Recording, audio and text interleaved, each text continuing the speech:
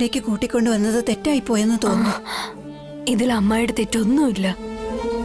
ഞാനാ എന്റെ ഏട്ടനെ വിട്ടിട്ട് ഇങ്ങോട്ട് വന്നത്. അതിന് ഞാൻ അനുഭവിക്കണം. നിന്റെ അതേ പ്രായത്തിലാ ഞാൻ ഈ വീട്ടിലേക്ക് മരുമകളായിട്ട് വന്നത്. എന്റെ അമ്മായി എന്നെ അടിച്ചാലോ വഴക്കു പറഞ്ഞാലോ, നിന്റെ അമ്മാവൻ എന്നോട് എന്ത് ക്രൂരത കാണിച്ചാലോ മനസ്സ് കല്ലാക്കി ഞാനിവിടെ ജീവിച്ചു. പക്ഷേ നീ ധൈര്യത്തോടെ സംസാരിക്കുന്നുണ്ട്. ഞാൻ നിങ്ങളെ പോലെ അല്ല അമ്മായി. എന്റെ ഏട്ടൻ ഞങ്ങൾക്ക് എവിടെ എപ്പോ എങ്ങനെ പെരുമാറണമെന്ന് പഠിപ്പിച്ചു തന്നിട്ടുണ്ട്. പക്ഷെ അങ്ങനെയുള്ളൊരു ഏട്ടന്റെ വാക്ക് ധിക്കരിച്ച് ഇങ്ങോട്ട് വന്നു എന്നുള്ള കുറ്റബോധം എന്റെ ജീവിതകാലം മുഴുവൻ പിന്തുടരും അമ്മായി. എന്ത് നടന്നാലും അതൊക്കെ നമ്മുടെ നന്മയ്ക്കാണെന്നാ പറയുക. നീ ഈ വീട്ടിലേക്ക് മരുമകളായിട്ട് വന്നത് പോലും അങ്ങനെയാണെന്ന് വേണം പറയാൻ. നിന്റെ ചേട്ടൻ ജയിലിലേക്ക് പോകരുത് എന്നത്, ദേവൻ മനുഷ്യനായി മാറണമെന്നുള്ളത് എല്ലാം ഉള്ളത് നിന്റെ കയ്യിലാണ് ശ്രീദേവി. ഒരു കാര്യം പൂർത്തിയാക്കി മറ്റൊരു കാര്യം പൂർത്തിയാക്കണമെങ്കിൽ നീ ഈ പ്രതിബന്ധങ്ങളെയെല്ലാം തരണം ചെയ്തേ പറ്റൂ. അമ്മായി തുണയായി നിന്ന എല്ലാ കാര്യങ്ങളും എനിക്ക് ചെയ്യാൻ സാധിക്കുമെന്ന് എനിക്ക് ഉറപ്പുണ്ട്. പക്ഷെ ഇത്രയും പിടിവാശിയോടെ പെരുമാറുന്നവരുടെ മുന്നിൽ എന്റെ ധൈര്യം മതിയാവില്ല അമ്മായി. ഇങ്ങനെയുള്ള സമയങ്ങളിൽ ബുദ്ധിയാണ് ഉപയോഗിക്കേണ്ടത്. അതിന് നിനക്ക് സാധിക്കണം.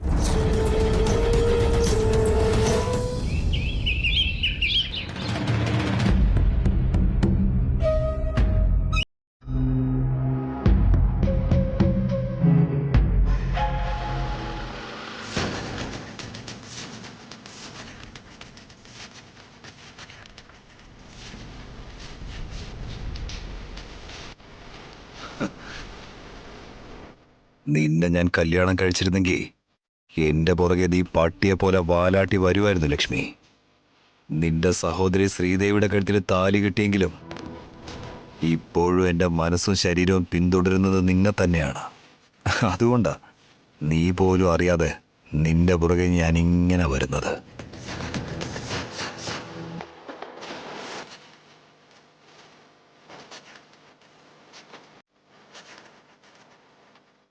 ദേവേട്ടൻ എന്തിനാ എന്റെ പിന്നാലെ വരുന്നത്?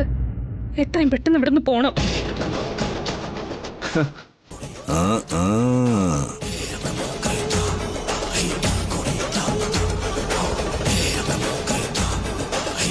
ഹായ് ലക്ഷ്മി, നീ എന്തെങ്കിലും നടന്നു പോകുന്നേ? ഞാൻ നിന്നെ വീട്ടിൽ ഡ്രോപ്പ് ചെയ്യട്ടെ? മൗനം സമ്മതമെന്നാണ് എല്ലാരും പറയുന്നത്. എന്റെ കാറിൽ കയറണോ വേണ്ടയോന്ന് നീ ഇങ്ങനെ 50-50 ആയിട്ട് ആലോചിച്ചുകൊണ്ടിരുന്ന ബെനിഫിറ്റ് ഓഫ് ഡൗട്ട് ഏതാണെന്ന് വെച്ചാ നീ എന്റെ കാറിൽ കയറുന്നതായിരിക്കും കറക്റ്റ് എന്നാണ് എന്റെ മനസ്സ് പറയുന്നത്.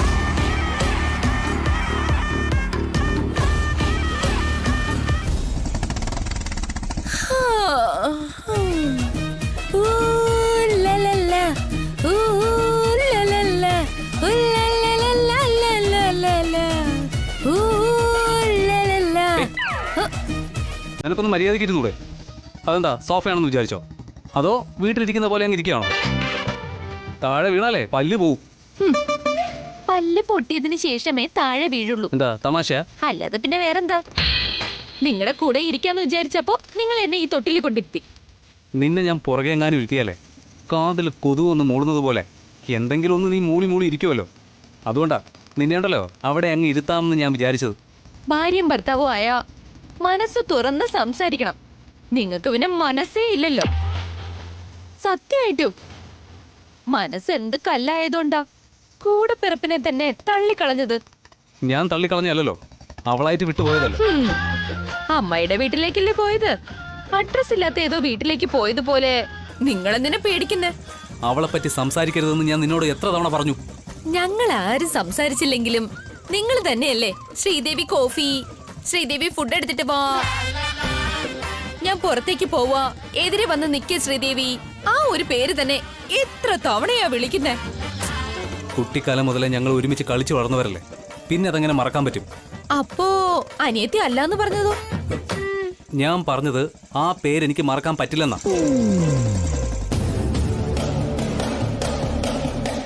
ഒരു വാക്കെങ്ങനെ പറയണ്ട ലക്ഷ്മി. എനിക്ക് നീ എപ്പോഴും നന്നായിരിക്കണം. അതായത് ഓഫ് കോഴ്സ് നീ നന്നായി തന്നെ ഇരിക്കും. ഞാൻ പറഞ്ഞു വന്നത് നിന്റെ ജീവിതം നന്നായിരിക്കണം.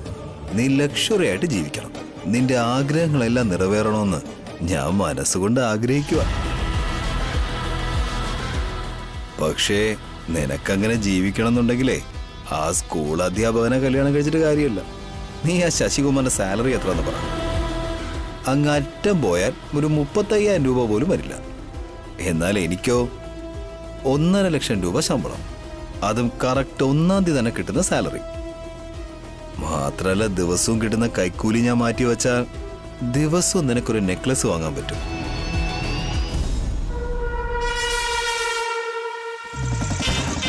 സ്വന്തം അനിയത്തിയുടെ കാര്യം പറഞ്ഞപ്പോ തന്നെ ഇത്രയും ദേഷ്യപ്പെട്ടോണ്ടിരിക്കുക. അപ്പൊ പിന്നെ ഈ ആഴ്ച ഞാൻ എഴുതിയ പോലീസ് എക്സാമിന്റെ റിസൾട്ട് വരുമെന്ന് പറഞ്ഞ ദേഷ്യം കൊണ്ട് ഇങ്ങനെ എന്ത് ചെയ്യുമെന്തോ. ഡേയ്, നീ എന്നെ മനസ്സിൽ വഴക്ക് പറയണല്ലേ? അല്ല, നിങ്ങളെ വഴക്കു പറഞ്ഞ എനിക്കെന്ത് ഗുണം കിട്ടാനാ? അതിലും നല്ലത് ഞാൻ മിണ്ടാതിരിക്കുന്നതാ. എനിക്ക് നിങ്ങളോട് എന്തോ പാവം തോന്നി. സംഭവിച്ചതെല്ലാം സംഭവിച്ചു കഴിഞ്ഞു.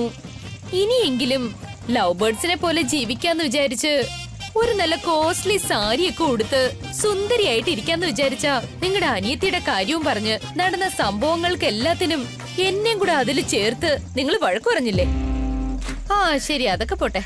ഒരുപക്ഷെ നാളൊരു ദിവസം ഞാനൊരു പോലീസ് ഓഫീസർ ആയി കഴിഞ്ഞ പിന്നെ അന്ന് കറക്റ്റ് ആയിട്ട് എൻക്വയറി നടക്കും. അപ്പൊ ആരുടെ ഭാഗത്താ തെറ്റ്, ആരുടെ ഭാഗത്താ ശരി എന്നുള്ളത് കണ്ടുപിടിച്ച് എല്ലാരും കറക്റ്റ് വഴിയിൽ കൊണ്ടുവന്നില്ലെങ്കിൽ എന്റെ പേര് ശിവാനീനെ ആയിരിക്കില്ല. ഒരുപാട് നീ അങ്ങ് സ്വപ്നം കാണല്ലേ? വണ്ടിയിൽ നിന്ന് ഉരുണ്ട് വീണ് നിന്റെ തല പൊട്ടും ചിലപ്പോ.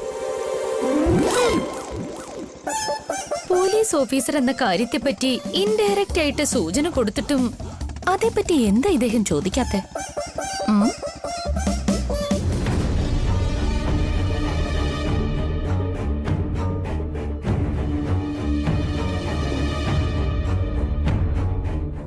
എന്താ ലക്ഷ്മി നീ നിന്നത്? ഓ, എന്റെ കാറിൽ കയറാനായിട്ടാണോ? വാ കയറ്. നിന്നെ പെട്ടെന്ന് തന്നെ ഞാൻ വീട്ടിൽ ഡ്രോപ്പ് ചെയ്യാം. വാ കയറ്. അതല്ല, ഇനി നിനക്ക് കുറച്ച് സമയമുണ്ടെങ്കിൽ നമുക്ക് ഈ ലോകം മുഴുവൻ കറങ്ങിയിട്ട് പതുക്കെ നമുക്ക് വീട്ടിൽ പോവാം. ചേട്ടാ, അത് കണ്ടോ?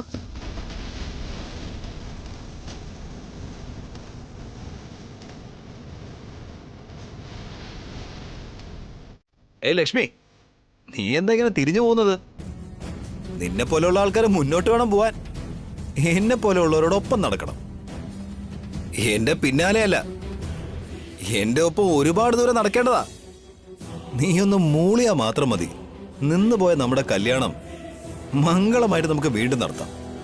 എന്തു പറയുന്നു? പെട്ടെന്ന് പോ ചേട്ടാ, ആ ചെളി അവന്റെ ദേഹത്ത് തെറിപ്പിക്കണം.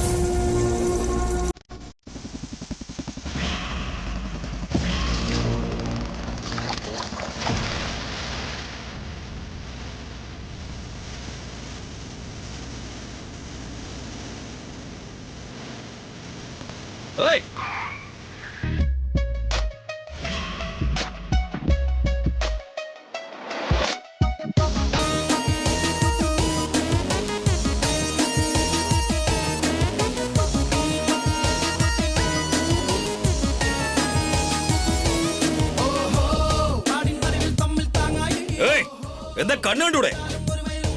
മനഃപൂർവ്വമല്ല എന്റെ ദേഹത്ത് ചെളി തെറിപ്പിച്ചത്.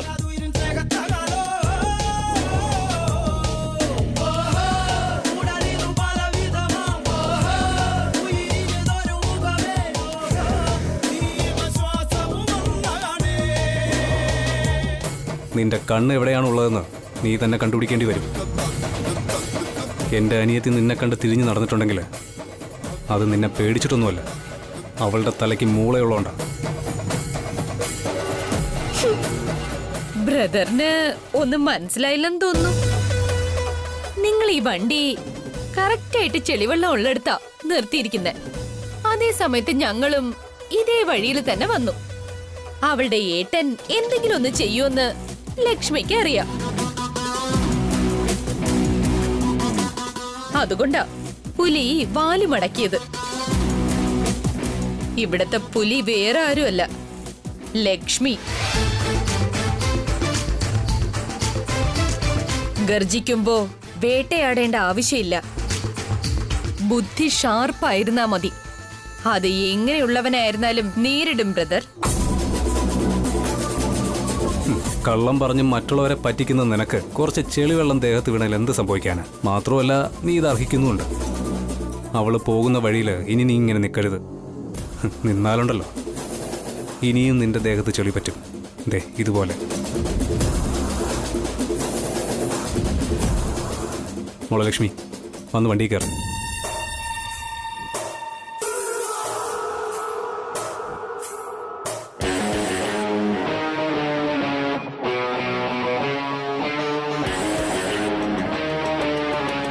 ഹലോ ബ്രദർ, ഒരു കാര്യം ചെയ്യ്. നല്ല മണമുള്ള ഷാംപൂവോ സോപ്പോ ഉപയോഗിക്ക. എന്തുകൊണ്ടെന്നാ ഈ വഴിയിലൂടെ പശുവും പോത്തും പട്ടികളും ഒക്കെ പോകുന്നതാ. അവയുടെ മണം ഇപ്പൊ നിങ്ങൾക്ക് സഹിക്കാൻ പറ്റുന്നില്ല കേട്ടോ. ഞാൻ പോകുന്നു.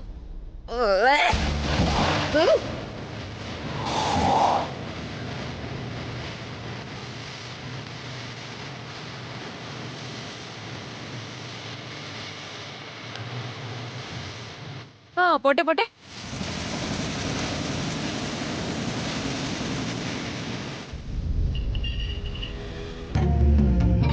എന്താടാ, നിന്നോട് ഞാൻ കാര്യങ്ങളൊക്കെ പറഞ്ഞിട്ടും എന്തിനാ നീ അങ്ങോട്ടും ഇങ്ങോട്ടും ഇങ്ങനെ നടന്നു കളിക്കുന്നേ? അപ്രതീക്ഷിതമായി വീട്ടിലേക്ക് വന്ന ശ്രീദേവി ബുദ്ധിപരമായി സംസാരിക്കുന്നതിന്റെ കാരണം എന്താണെന്ന് മനസ്സിലാവുന്നില്ലമ്മേ. ഇത്ര നാളും നിന്റെ ഭാര്യ നമ്മളെ പേടിച്ചിരിക്കുകയായിരുന്നു. പക്ഷെ ഗൗതമിന്റെ അനിയത്തി ഈ വീട്ടിൽ മരുമകളായി വന്നതും ഗീതയ്ക്ക് കുറച്ചുകൂടി ധൈര്യം കൂടിയിട്ടുണ്ട്. വൈക്കോൽ ഒന്നിനോടൊന്ന് ചേർന്ന് കയറായി മാറി ശക്തി പ്രാപിച്ച് ഏതിനെയും കെട്ടിയിടാനുള്ള ബലം അതിനുണ്ടാകും അമ്മേ. മനസ്സിൽ ഈയൊരു ഉദ്ദേശ്യം വച്ചുകൊണ്ടാണ് അവൾ ഈ വീട്ടിലേക്ക് വന്നു കയറിയതെങ്കിൽ മൂക്ക് കയറിടേണ്ടി വരും. അവളുടെ ചേട്ടൻ ഗൗതമിനെ വിട്ട് ധൈര്യമായി ഈ വീട്ടിലേക്ക് വന്നു കയറിയെങ്കിൽ അവളെ നമ്മൾ വളരെ സൂക്ഷിക്കേണ്ടിയിരിക്കുന്നു. ഗീതയ്ക്ക് അത്രയും ധൈര്യമില്ലമ്മേ. ഇത്രയും വർഷമായി അവൾ എൻ്റെ കൂടെ ജീവിക്കുകയല്ലേ. ഏതോ ഒരു വിശ്വാസത്തിലാണ് അവൾ നിൽക്കുന്നത്. പക്ഷെ ഇപ്പോ ശ്രീദേവിയുടെ ധൈര്യം കണ്ട് ആ ദൈവം പോലും ഇറങ്ങി വന്നതുപോലെയുണ്ട്. അങ്ങനെയെങ്കിൽ ഇനി എന്ത് ചെയ്യും? അവരുടെ പദ്ധതിയെ പൊളിക്കാൻ എന്തെങ്കിലും മാർഗമുണ്ടോ വേറെ? ഉണ്ടമ്മേ. എന്റെ മകൻ ലക്ഷ്മിയെ ഇപ്പോഴും ഇഷ്ടപ്പെടുന്നുണ്ട്. അത് ഒരു തരം തലവേദന തന്നെ. അവൻ ഏത് സമയത്ത് എന്തൊക്കെ ചെയ്യുമെന്ന് ആലോചിച്ച് ഭയമാണ് എനിക്ക്. ഉടൻ തന്നെ ലക്ഷ്മിയെ മരുമകളാക്കാൻ തയ്യാറായവരെ ഇങ്ങോട്ട് വിളിക്കണം. അവരോട് ഈ കാര്യം പറയാൻ പോകുകയാണോ നീ? പറയണം. അതെങ്ങനെയാണെന്നുള്ളത് അമ്മ കണ്ടോ? വരദരാജ, പ്രശ്നങ്ങൾ ഉണ്ടാകാതെ നോക്കിക്കൂ. അവർ നമ്മളോട് വഴക്കുണ്ടാക്കില്ല. ആ ഗൗതമനോടായിരിക്കും വഴക്ക് കൂടുക. തീ എങ്ങനെയാണ് കത്തിക്കേണ്ടതെന്ന് എനിക്ക് നന്നായി അറിയാം. കത്തിക്ക്. അന്ന് ഗൗതമിന്റെ കട കത്തിച്ചതുപോലെ ആ ഗൗതമിന്റെ ഹൃദയം കത്തുകയാണെങ്കിൽ അതവൻ അണയ്ക്കാനായിട്ട് കാശിയിലുള്ള ഗംഗയിലേക്ക് തന്നെ പോകേണ്ടി വരും. കാശിക്ക് പോവോ കാട്ടിലേക്ക് പോവുമെന്ന് അമ്മ കണ്ടോ?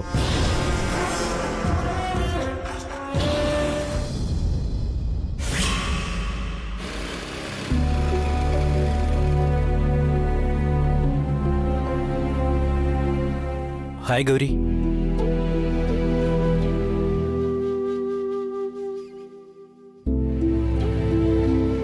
എന്താ ഒന്നും മിണ്ടാതെ നിൽക്കുന്നേ? എന്താ സംസാരിക്കേണ്ടേ? എന്തെങ്കിലും സംസാരിക്കേ. ഇനി ടൈം പാസിന് വരുന്നവരോട് സംസാരിക്കേണ്ടതെന്ന് ഞാൻ തീരുമാനിച്ചു. ഞാൻ ടൈം പാസിന് വേണ്ടി ഇവിടെ വരുന്നതാണ് നീ വിചാരിച്ചത്? പിന്നെ എന്തിനേട്ടാ വരുന്നേ? ദോശ പാഴ്സൽ വാങ്ങിക്കൊണ്ടുപോയി കൂട്ടുകാരുമായിട്ടിരുന്ന് കഴിക്കാനോ? നിന്റെ മൂഡ് ശരിയല്ലെന്ന് തോന്നുന്നു.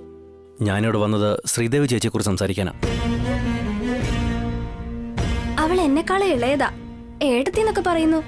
പേര് പറഞ്ഞു വിളിച്ചാ മതി. ഇല്ലില്ല, ദേവരാജേട്ടൻ എത്ര മോശപ്പെട്ട ആളാണെങ്കിലും ശരി, ചേട്ടൻ്റെ കല്യാണം കഴിഞ്ഞ ശേഷം ഞാൻ പേര് വെച്ച് വിളിക്കാൻ പാടില്ല. ആയിക്കോട്ടെ. എന്റെ അനിയത്തിക്ക് എങ്ങനെയുണ്ട്? ധൈര്യമായിട്ടിരിക്കുന്നത്. സുഖാണോന്നാ ഞാൻ ചോദിച്ചേ. ധൈര്യമായിട്ടിരിക്കുന്നു വെച്ചാൽ നന്നായിട്ടിരിക്കുന്നു എന്നർത്ഥം. അതും ഞങ്ങളുടെ വീട്ടില്. രാക്ഷസന്മാരുള്ള വീട്ടില് അമ്മായിയെ പോലൊരു ദേവത ഉണ്ടായിട്ടും ഒന്നും ചെയ്യാൻ കഴിഞ്ഞിട്ടില്ല. ശ്രീദേവി ചേച്ചിക്ക് വേണ്ടി എന്തെങ്കിലും ചെയ്യണം. എന്ത് ചെയ്യാനാ? അതിരാവിലെ എഴുന്നേറ്റ് വീട് വൃത്തിയാക്കണം, തുണി കഴുകണം, ഭക്ഷണം ഉണ്ടാക്കണം. പാവം അവൾക്ക് ഞങ്ങളുടെ വീട്ടിൽ ഒരു ജോലിയും ചെയ്യേണ്ട ആവശ്യമില്ലായിരുന്നു. ബോക്സിംഗ് പഠിക്കാൻ പോണോന്ന് പറയുമായിരുന്നു. ഏട്ടൻ അറിയാതെ ഞങ്ങൾ അവളെ അയക്കുമായിരുന്നു. ഓ, അപ്പൊ ബോക്സിംഗ് ഒക്കെ അറിയോ? അന്ന് ഏട്ടനെ പിരിയുന്ന വിഷമത്തില് അവള് കരഞ്ഞെങ്കിലും ഞങ്ങളുടെ കൂട്ടത്തിലെ ഏറ്റവും ധൈര്യശാലി അവള് തന്നെയാ. ജീവിതം എങ്ങനെയായാലും അത് അംഗീകരിക്കാനുള്ള മനസ്സ് അവൾക്കുണ്ട്. ഈ ഒരു കാര്യത്തില് എന്റെ അനിയത്തെക്കുറിച്ച് എനിക്ക് നല്ല അഭിമാനമുണ്ട്. ബോക്സിംഗ് അറിയാമെന്നൊക്കെ പറയുന്നുണ്ടല്ലോ. അപ്പൊ ശ്രീദേവി ഏട്ടത്തിന്റെ ഭാവിയെ നമ്മൾ എങ്ങനെ മുമ്പോട്ട് കൊണ്ടുപോകണമെന്ന് ആലോചിക്കണം. അങ്ങനെ എന്തെങ്കിലും ചെയ്ത് പുണ്യം നേടേട്ടാ, പ്ലീസ്.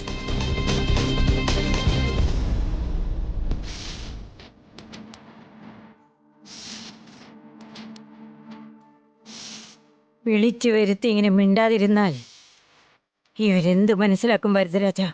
ഇത് നോക്കേ, നിങ്ങൾക്കും ഞങ്ങൾക്കും തമ്മിൽ ബന്ധവുമില്ല, വലിയ സ്നേഹവുമില്ല. എന്നിരുന്നാലും നിങ്ങൾ ഞങ്ങളെ വന്ന് കാണണമെന്ന് പറഞ്ഞത് നിങ്ങളുടെ നന്മയ്ക്ക് വേണ്ടിയാ. എന്താണെന്ന് പറയൂ വരദരാജൻ സാറേ. നിങ്ങളുടെ മകന് കല്യാണ യോഗം ഉണ്ടെങ്കിലും ഇതുവരെ അത് എന്തുകൊണ്ടാണ് നടക്കാതെ പോയത്? നിങ്ങളുടെ മകൻ കാരണമാണ്. ഞാനത് പറയുന്നതുകൊണ്ട് നിങ്ങൾ തെറ്റിദ്ധരിക്കരുത്.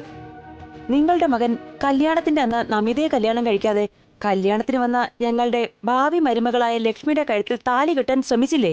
അതെന്ത് ന്യായമാണെന്നൊന്ന് പറഞ്ഞാട്ടെ. ദാ നോക്ക്, ന്യായവും അന്യായത്തെയും കുറിച്ച് സംസാരിക്കാൻ ഇത് നാട്ടുകൂട്ടമല്ല. എന്റെ പേരക്കുട്ടി അവളെ ആഗ്രഹിച്ചു എന്നല്ലാതെ ഒന്നും ചെയ്തില്ലല്ലോ. പിന്നെന്താ? അടുത്ത ദിവസം തന്നെ ഞങ്ങളുടെ മകന്റെ കല്യാണം നടക്കുമായിരുന്നു. പക്ഷെ നിങ്ങളുടെ പേരക്കുട്ടിയാണ് വന്ന് പറഞ്ഞത് അടുത്ത ദിവസം നടത്താമെന്ന്. അപ്പോൾ അവന്റെ പ്ലാൻ എന്താണെന്ന് ഞങ്ങൾക്കറിയില്ലായിരുന്നു. എന്നാൽ എല്ലാം കഴിഞ്ഞതിന് ശേഷമാണ് ആരൊക്കെയാണ് ഈ പ്ലാനിന് പിന്നിലെന്ന് അറിഞ്ഞത്. കൊള്ളാവല്ലോ, ഞങ്ങൾ പറയുന്ന കാര്യം കേൾക്കാൻ നിങ്ങളെ വിളിപ്പിച്ചപ്പോ നിങ്ങൾ പറയുന്നത് ഞങ്ങൾ കേൾക്കേണ്ടി വരികയാണല്ലോ. ഞങ്ങള് സംഭവിച്ചതല്ലേ പറയുന്നത്, നിങ്ങളത് തെറ്റായിട്ട് എടുക്കരുത്. നിങ്ങളുടെ വിഷമം ഞാൻ മനസ്സിലാക്കുന്നു, പക്ഷെ ഞങ്ങളുടെ വിഷമവും നിങ്ങൾ മനസ്സിലാക്കണം. ശരി, നിങ്ങളുടെ വിഷമം എന്താണെന്ന് പറഞ്ഞാട്ടെ. എന്തു പറയാനാ? ലക്ഷ്മിയുടെ കല്യാണം നടക്കുന്നതുവരെ എന്റെ മകൻ അവളെ ദിവാസ്വപ്നം കണ്ടു നടക്കും. ധൃതി പിടിച്ച് അവനെന്തെങ്കിലും തെറ്റ് ചെയ്താൽ അവന്റെ പോലീസ് ഉദ്യോഗം നഷ്ടപ്പെടും. പോരാത്തതിന് ഞങ്ങളുടെ അഭിമാനവും പോയി കിട്ടും. അങ്ങനെ സംഭവിക്കാൻ പാടില്ലാത്തതുകൊണ്ടാ നിങ്ങളോട് വരാൻ പറഞ്ഞത്. അതുകൊണ്ട് ഗൗതമിനോട് നിങ്ങൾ സംസാരിച്ച് വീണ്ടും ഒരു നല്ല മുഹൂർത്തം കുറിക്കേ. ഗൗതം തന്റെ സഹോദരി ശ്രീദേവി പോയതിനു ശേഷം വലിയ വിഷമത്തിലാണ്. ഇങ്ങനൊരു സമയത്ത് പോയി ഇതൊക്കെ ചോദിക്കുന്നത് ശരിയാണോ? അല്ല, നിങ്ങൾ ഇവിടുത്തെ ഗീതയേക്കാൾ ശുദ്ധമനസ്കരായിട്ടാണല്ലോ തോന്നുന്നത്. എന്താ നിങ്ങൾ അങ്ങനെ പറയുന്നത്? വേറെ എന്തു പറയാനാ? ഗൗതമിന്റെ കൈ കാശില്ല. നിങ്ങളുടെ മകൻ ശശികുമാറിനെ അവൻ വലയിലാക്കുകയും ചെയ്തു. കല്യാണത്തിന്റെ 2 ദിവസം മുൻപ് എല്ലാം ഭംഗിയായി നടക്കാനായി നിങ്ങളുടെ മകൻ അവന് കാശ് കൊടുക്കുകയും ചെയ്തു. അത് സത്യമാണോ അല്ലേ എന്ന് നിങ്ങൾ തന്നെ ആലോചിക്കേ. നിങ്ങൾ കൊടുത്ത കാശ് മുഴുവൻ ചെലവാക്കിയിട്ട് അവന്റെ സഹോദരി ശ്രീദേവി ഭർത്താവിന്റെ വീട്ടിൽ പോയിട്ട് ഇപ്പൊ ലക്ഷ്മിയുടെ കല്യാണത്തെക്കുറിച്ച് ഒന്നും തന്നെ പറയില്ലേ? അതെങ്ങനെയാ ശരിയാവുന്നേ? പണം നിങ്ങളുടേത്, അനുഭവിക്കുന്ന അവന്റെ സഹോദരി. ലക്ഷ്മിയെ നിങ്ങളുടെ മരുമകളാക്കാൻ അവർക്ക് ആഗ്രഹം ഉണ്ടായിരുന്നുവെങ്കിൽ ഇതുവരെ സംഭവിച്ചതെല്ലാം മറന്നിട്ട് കല്യാണം നടത്തി അവന്റെ സഹോദരിയെ നിങ്ങളുടെ വീട്ടിലേക്ക് അയക്കണ്ടേ? അങ്ങനെ ചെയ്തില്ലല്ലോ. എന്തിനാമേ അങ്ങനെ ചെയ്യുന്നത്? ഇവരെ വിഡ്ഢികളാക്കി ചിലവിന് വേണ്ടി വാങ്ങിയ പണമെല്ലാം സ്വരുക്കൂട്ടി വച്ചിട്ടുണ്ടാകും. ഹോട്ടലും തുടങ്ങിയിട്ടുണ്ടല്ലോ. അത് ഡെവലപ്പ് ചെയ്യുന്നതിന് വേണ്ടി നിങ്ങളെപ്പോലുള്ള ആൾക്കാരെ ഉപയോഗിക്കുകയും ചെയ്തു. അങ്ങനെ അവർ ചെയ്തതാണോ പറയുന്നത്? ഞാൻ സത്യം പറയുകയാ. ഞങ്ങൾ എന്തിനാ കള്ളം പറയുന്നത്? വേണമെങ്കിൽ നിങ്ങൾ ചോദിച്ചു നോക്ക്. ഇപ്പൊ തന്നെ പോയി ചോദിക്കാം. കല്യാണം നടത്തില്ല എന്ന് പറഞ്ഞാ എന്താ ചെയ്യേണ്ടതെന്ന് ഞങ്ങൾക്ക് നന്നായിട്ട് അറിയാം. വാ ചേട്ടാ.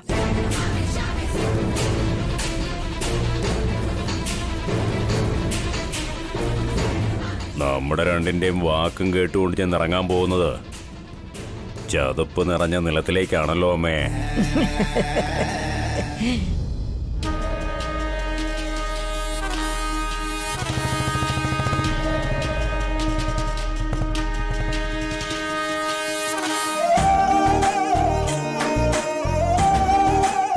എന്താ ഏട്ടാ ഇവിടോട്ട് വന്നേ? നിങ്ങളെ കാണാമെന്ന് കരുതി വന്നതാ. സാധനങ്ങൾ വാങ്ങാൻ പുറത്തു പോകാമെന്ന് ഗൗരി പറഞ്ഞു. വീരരാജന് കഴിക്കാൻ എന്തെങ്കിലും കൊടുത്തോ നീ? ഇല്ല ഏട്ടാ. സാരമില്ല ഏട്ടാ. വെള്ളമെങ്കിലും കൊടുക്കേണ്ട ഒരു മര്യാദയല്ലേ മോളെ? നമ്മളെ കാണാനായിട്ട് വരുന്നവർക്ക് ഒരു തുള്ളി വെള്ളമെങ്കിലും കൊടുക്കണ്ടേ? എന്തൊക്കെയായാലും താങ്ക്സ് ചേട്ടാ. എൻ്റെ ഏട്ടനോടുള്ള ദേഷ്യം കാരണം എന്നെ നിങ്ങൾ മാറ്റി നിർത്തുമെന്ന് വിചാരിച്ചത്. ഒതുക്കി നിർത്തിയത് നിന്നെ അല്ല മോനെ, എന്റെ മകനെയാ.